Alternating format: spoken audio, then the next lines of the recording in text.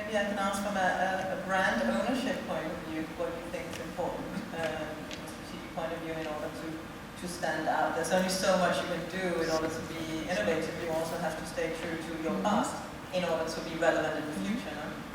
Yeah, absolutely true. I mean, I totally agree with what the two of you said in every possible respect. I think you hardly ever, at least in the luxury industry, make the true differentiation on product level.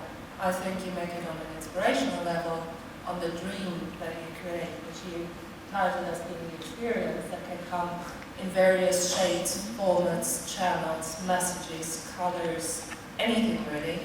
That is much more powerful because it's much more inspirational, much more aspirational and emotional than the actual product that you buy. With the product that you buy, eventually you really buy a very little piece of that specific dream.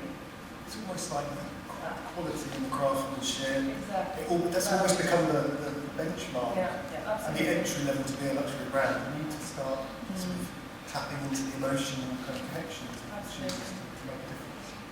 But if I may ask you, at IWC, we all know there are so many Swiss watches out there and new watches. We were also just talking about fashion watches. You have people like Chanel entering the watch market, and is that a fashion watch or actually a jewelry watch, or some of the categories start overlapping also. There's new upcoming brands.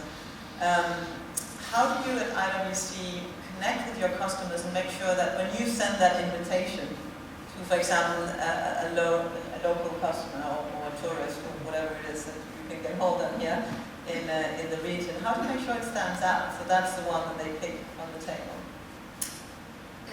In terms of invitation, I'm sorry, what? If you're creating events, for example, okay. Because again, you're talking about experiential marketing, which is a key across the world at the moment, but I think it's that exactly in this market, there's so much happening that you kind of need to cut through the noise.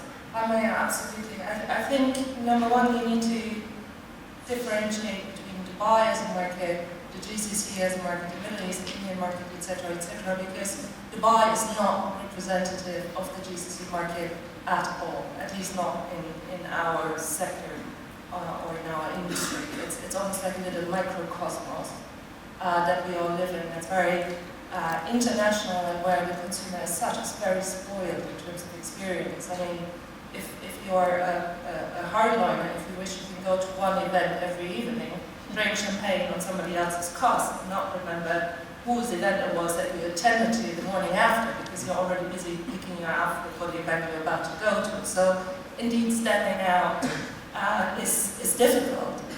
I think what me and my team have successfully established, if I may humbly say, is that we've built personal relationships with not a lot of people, because again, we're in the luxury industry, we sort of, like to keep it small, also the people we know, but we're investing a lot of time in establishing and deepening these long-term relationships with people who we feel can carry our message to their group of followers and following of people, and it has proven to be a very successful concept. So that's number one. Who do you speak to? How do you approach them? How sincere, how authentic are you in presenting yourself, your brand, your product? And I think the second element that is an essential from my perspective is the dedication to detail. I mean, we're in the mechanical watch business. Our watches have at least 200 tiny little parts, and that's on the lower end. At the high end, they have up to 1,000 tiny little parts. So I think it's a matter of respect that, as brand builders, strategists, marketeers, executors, we invest that exact same level of detail in everything that we do, be it an event, be it a communication concept, be it digital media, and ensure that craftsmanship and that tradition, that heritage that our brand encapsulates is being carried over to any activation that we do. And I think people have learned in Dubai that an IWC event is something worth going to. We actually have fist fights when people have not gotten an invitation, and I like to take that as a compliment for the amazing work that my team does. I'm sure it is. Taking your point that IWC and watch like you had is very technical, from a headquarter point of view, what is the strategy from a digital point of view? Because certain of the luxury brands we all know, and we've heard the last 2 days, or the last days now, that they're a bit slow to get online and to have the right two-way dialogue with consumers, even though the opportunities are there. So is that something you have embraced? It's hard for me to speak on industry level. On brand level, I can say that we were a fast mover. IWC was a fast mover. We embraced digital very early. However, we didn't really understand digital at the time. We thought, okay, now we have a website, that's good enough for the next 25 years. And it took us, another 7 years after the launch to actually realize that digital is a living animal, that breathes, that evolves, that learns, that wants to acquire, that wants to inspire and be inspired. So in that sense, I think we ended up being very slow movers. Which maybe comes with the nature, the DNA of our brand.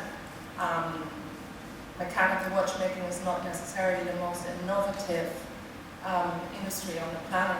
Our technologies, our mechanics are around for 150 years and more, and it's probably that same pace that we sort of thought we felt we could apply to digital. I think IWC has done a good job in embracing specifically social media over the past few years. I think we've done a good job in localizing, both in terms of content generation and how we spread it on a local level.